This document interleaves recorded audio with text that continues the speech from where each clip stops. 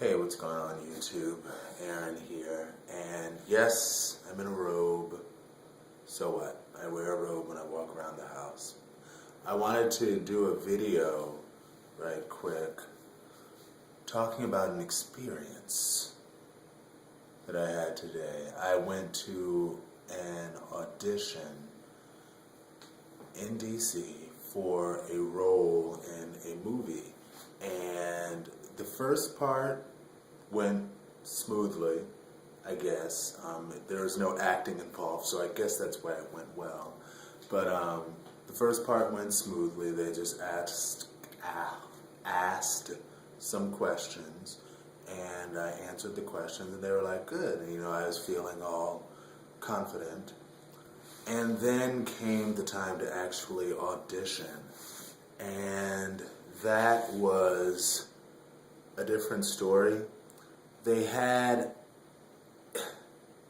and I guess this is something that you get used to if you audition a lot, but I don't, as far as reading scripts. It wasn't an actual script that they gave us. They said it's just like a write-up or something, and we're supposed to just sort of go with the flow. I don't know. I mean, there were just a couple of lines there, and I don't know if they were asking us to improvise. Improvising is fine with me. I don't have a problem with that. I was thinking that would be cool. But, I didn't fully grasp exactly what they were asking for. And then I was also a little thrown off because they asked me to play the role of an 82-year-old man, and I'm not really the best when it comes to age play, like that. I admitted, I was like, I don't even know how to do a voice or whatever. And the guy was like, well, you don't necessarily have to do a voice because there are plenty of people in their 80s who talk just like this. And I was like, well, that's true. So I went ahead and I did it. I guess I kind of sucked, maybe, sorry. But I certainly tried my best. But before we got to the acting, they asked us any talents that we had. And I said, I'm a producer. If you need any beats, let me know. I make beats. There's a difference between a producer and a beat maker. At this point, I've just been a beat maker. So I'm a beat maker. I'd like to do some producing, but at this point, I'm a beat maker. A beatnik beat maker. And then they asked, do I sing? And I was like, yeah. I enjoy singing, and that's fine. Tell me why. Now, this is the funniest part here. This is where the punchlines come in. I didn't think of an actual song to sing, so instead I just figured I'd make up some words. And this is what I did, and you'll laugh. It's fun. What did I say? This is me singing, this is my voice, and I sing for you, and I can go on and on. Stone cold faces the whole time, I promise. I was like, this is me singing, la da da dee. And this song, and at that point I was kind of like, okay, well, I'm wishing they would give me the cue to be like, okay, that's enough. So I'm like, this is the song that I sing, and this seems to be the song that doesn't end. Yes, it goes on and on, my friend. Some people started singing it not knowing what it was, and they'll continue singing it forever just because this is the song that... And finally they were like, okay, enough. So, I did my little acting, because I kind of slide a little bit. I did my little acting. After that, I still didn't fully understand what they were asking for, so I just did whatever. And I guess I just got whatever, because, and I'm sorry this is out of order, but, so I went second. I was initially told I was going to go first, and I was going to go first, but I just had no idea what they were asking for as far as what to do. So they said, well, do you need more time to study the script? And I was like, yeah. And eventually, like, this one female stepped up. She was like, I'll go. And she went, and she did a really good job. And the guy was like, oh, yes, we love her, blah, blah, blah, blah, blah. You're going to go to the second round. So then, because of the fact that they said it like that, that made it obvious that there were multiple rounds. So, in walks me. Yeah. And because everyone was sitting in the same room for the audition, of course. And so then in walks me, and they asked me more questions. I answered them. They asked me the whole singing thing, blah, blah, blah. And then we do the, what is that thing? What is that thing? Oh, the acting.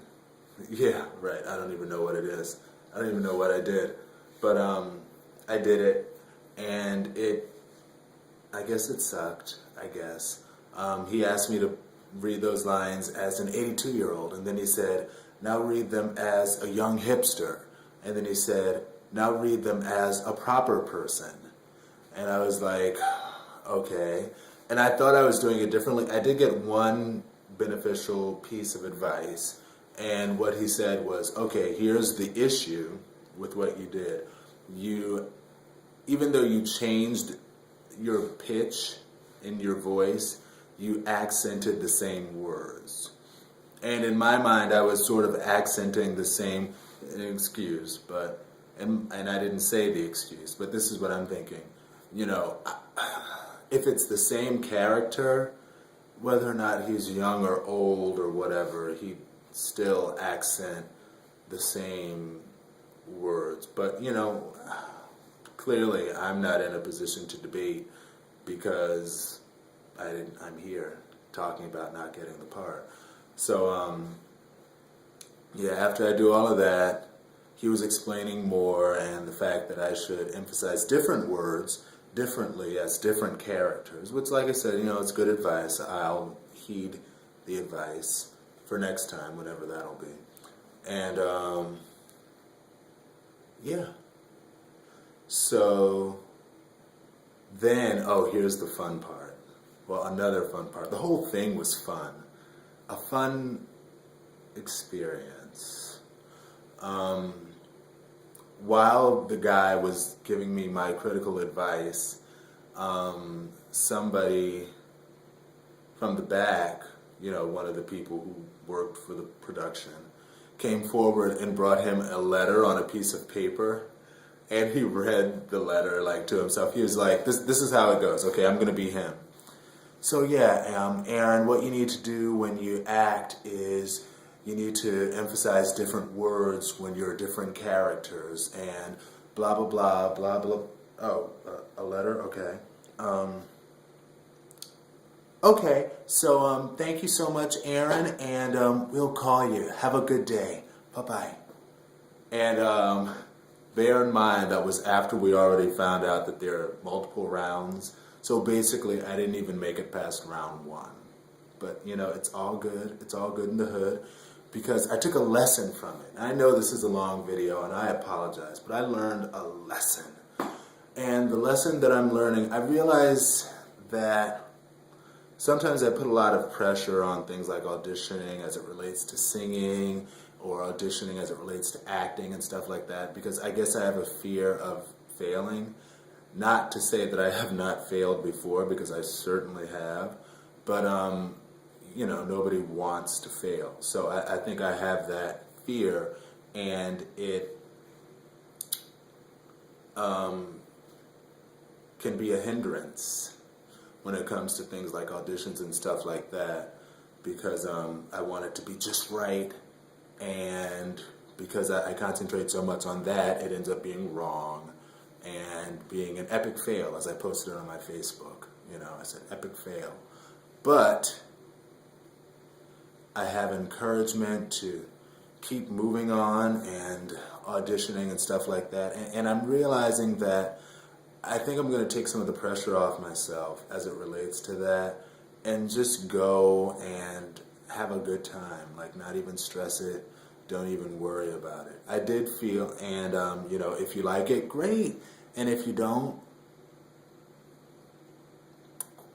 okay, it wasn't meant for you to like it then, in that case, if you didn't. You know, but I can just be me and do the best that I can do. And that's what I'm going to do. And I think I'm encouraged, in spite of the fact that I was really discouraged at first, I think I'm encouraged to do more auditions and stuff like that as it relates to acting and singing and stuff like that. Just because I'm going to try to get over this fear of failing and turn it into a fear of flying. No, I mean, that's not the lesson. But just be me. Be myself, you know? And,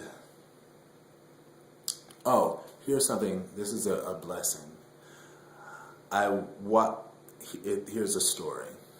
So after the audition, I went back home, and then I went for a walk, a sad walk, listened to my slow jams, my Layla Hathaway, and just was honestly feeling kind of sorry for myself.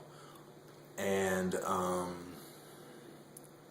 as I was sitting down, jamming my Layla Hathaway, because she's encouraging. Her music is encouraging, uplifting. I like it. She's my second favorite singer, second to Whitney Houston. Female singer, that is.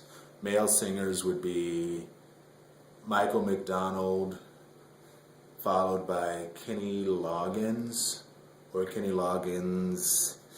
I think I like a lot of Kenny Loggins songs, but I think I've had the longest time as a fan of Michael McDonald.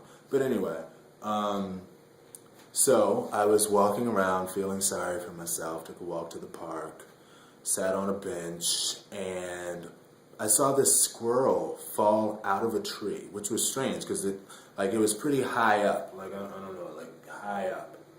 And I saw the squirrel fall out of the tree and land on its back, so it seemed, but it got up almost immediately and scurried away. And I actually took that as a sign, as a blessing, of a blessed sign, showing that, you know, sometimes we fall down, but we get up, you know, not trying to be cliche. It's a great song, though. But sometimes we fall down, but we get up and keep going and don't wallow in our sadness and disappointment and stuff like that. We just press on and keep going. And on that note, that's what I want to leave you all with. Press on, keep going. Peace and blessings. This is sign language. I'm left-handed, but I'm using my right hand. Peace out. Bless you. Peace.